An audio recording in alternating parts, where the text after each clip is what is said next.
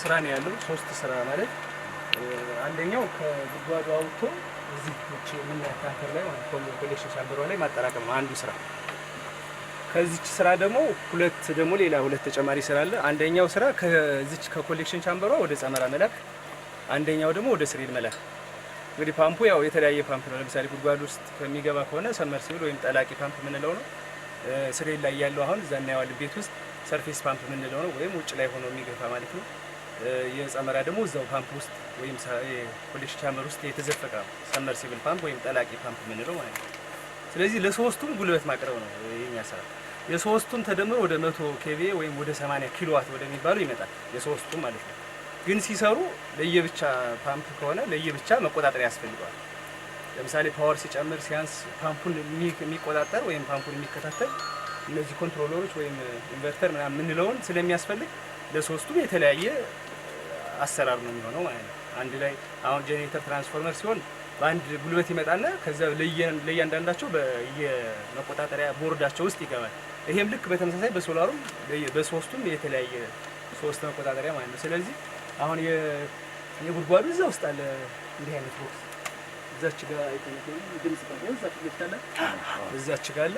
እሱን ኦን ስታደርግ ያው ስራው ሌላውን ስራ ይሰራል። ከጉድጓዱ ውሃ ያስገባል እስኪሞላ ድረስ። ሲሞላ ራሱ ያጠፋል። ወረድ ሲል ራሱ ያስነሳል። አውቶማቲክ ነው ያለው። አውቶማቲኩ ለምንድን ነው የሚጠቅመው? እዛው ስለሆነ ገመድ ብዙ አይበላህም። ገመድ እዛው ነው፣ ለቁጥጥር ምቹ ነው። እዚህ አካባቢ ብዙ የሚያበላሽ ምናምን የለም።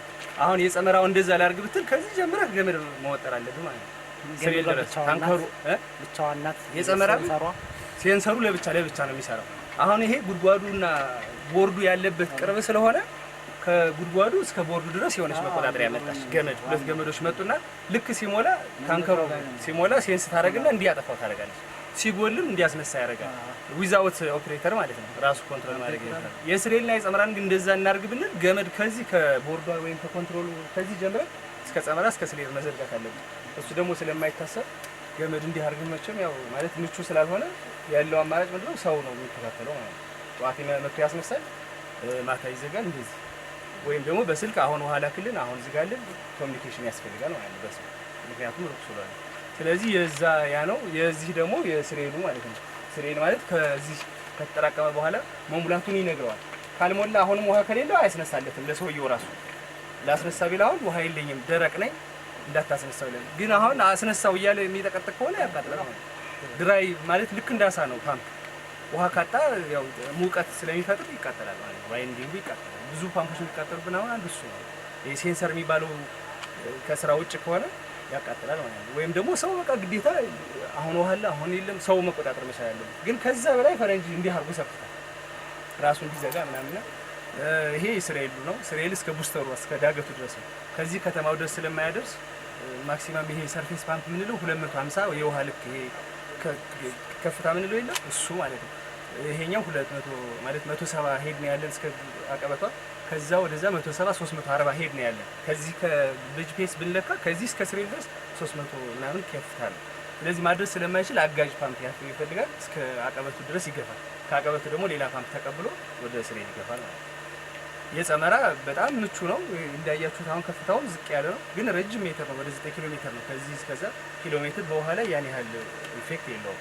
ኢፌክት ያለው ምንድነው ዲስቻርጅ እና የከፍታ የምንለው የውሃ ልክ የምንለው ነውና የጸመራ በ3 ሰዓት ውስጥ 50 ሜትር ኪዩብ ይሞላል። ከዚህ ከውስጥ ነው ያለው ፓምፕ ውስጥ ነው ያለው። እነዚህ እዚህ ያሉት በሙሉ የምናያቸው እቃዎች በሙሉ የራሳቸው የሆነ ቫልዩ አላቸው። እና አሁን ትንሽ የጸመራን አሁን እየተቸገረው ልክ እንዲህ ወጣና እንዲህ ያለ ነው መሬቱ እና ውሃ ልክ እንዲህ ብሎ እንዲህ ሊል ስል የሆነ ከዛ የመጣው አየር ወደ ኋላ ይገፋል። ፓምፑ እንዳያቃጥል የሄደችው አየር መንገድ ላይ መውጣት አለባት። አሁን እዚች ማዶ ላይ ነበረችና 3-4 ጊዜ ሰበሩ። ባለፈው ፖሊስ ዘርመጣን ኤብሊዝ ባል ማለት አየር ማስወጫው ልክ እንዲህ ወጥቶ ቁልቁለት ሊያገኝ ሲል የነበረው አየር መውጣት አለበት። ካልሆነ ግን ከዛ የመጣው አየር ይገፋዋል ኃይሉን ማለት ነው። ቫኪዩም የምንለው ፊዚክስ ላይ ነው። እና ወደ ኋላ ስለሚመልስ ባንኩ እዚህ ጋር ገጭ የሚል ድምጽ ያሰማል። ከዛ ፓምፑ እንዳይቃጠል ዲዛይን ተደርገው አማራ ዲዛይን ነው ዲዛይን ያደረገው ይሄን መስመር ሙሉና ዲዛይን ተደርገው በየዲስታንሳቸው የሆነ ኤርሊዝ ባል የሚባሉት አሉና እየሰበሩት በጣም ተቸገረ። ባለፈው ነው እንግዲህ ፖሊስ አምጥተን እችን 2 ሳምንት አልሰበሩም እስካሁን። ፖሊስ አምጥተን ሰዎቹን እዛ ጥሩ ያሉትን ከዚህ በኋላ ከተሰበረ ሌላ ሰው አይደለም ራሳችሁ ናችሁ ምናምን በሚል ከወረዳ አምጥተን ፖሊስ እስካሁን አልተሰበረም እንጂ 3-4 ጊዜ ሰበረውብናል። እዚህም አሉ ያው ትንሽ ቻሌንጆች አሉና ያው ለፓምፑ ነው ፓምፑ ረጅም ዋጋ የሚያወጣ ማለት ብዙ ዋጋ የሚያወጣው ፓምፑ ስለሆነ ሚሊየንስ የሚያወጣ ስለሆነ ለነሱ ሲባል ትናንሽ ዲቫይሶች ይጠቀማሉ። ለዚህ ያን ያለው እቺኛዋ የጸመራ ናት። 3 ነገር አየን ማለት ነው። ፓምፑን እዛ ውስጥ ገብተን ማየት እንችላለን። ይሄን ያለው በኪሎዋት ደረጃ ይሄ ለምሳሌ 11 ኪሎዋት ነው። ይሄ ማለት 15 ኪሎዋት ነው። ከዚህ ወደ ስሬ የሚገፋው ከጉድጓዱ እዚህ የሚመጣው ከዛ ሲሰሩ ኖርማሊ 20 አመት 30 አመት እንላለን አይደል? ፕሮጀክት ሲሰራ ዲዛይን በቃ የሚያሟላው ፕሮጀክት ማለት ይሄ ነው። ካጥሩ ከምናምን ጀምራችሁ ታዩ ማለት